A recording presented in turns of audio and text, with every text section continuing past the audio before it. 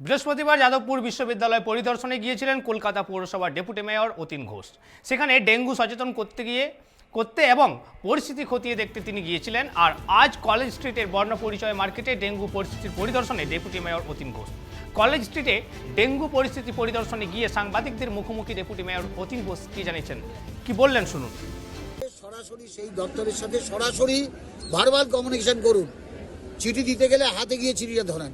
কারণ এই যে আমাকে একজন আমার সহকর্মী বললেন যে তিনি নোট পাঠিয়ে দিয়েছেন, নোটিশ পাঠিয়ে দিয়েছেন। না, that is not the process. Notice কেন পাঠাবেন?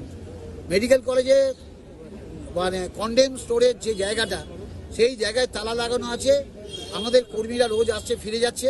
মেডিকেল কলেজ কর্তৃপক্ষ বলছে তারা নাকি লোক দিচ্ছে, কিন্তু সেটা খোলা হচ্ছে না। তাহলে মেডিকেল কলেজ কর্তৃপক্ষ তার দায়িত্ব পালন করছেন না, এবং আমার যিনি স্বাস্থ্য আধিকারিক তিনিও তার দায়িত্ব পালন করেনি। অর্থাৎ তিনি গিয়ে সুপার বা আরএসবিবির সাথে দেখা করে, এমএসবিবির সাথে দেখা করে ওইটা খোলাবার ব্যবস্থা করেন।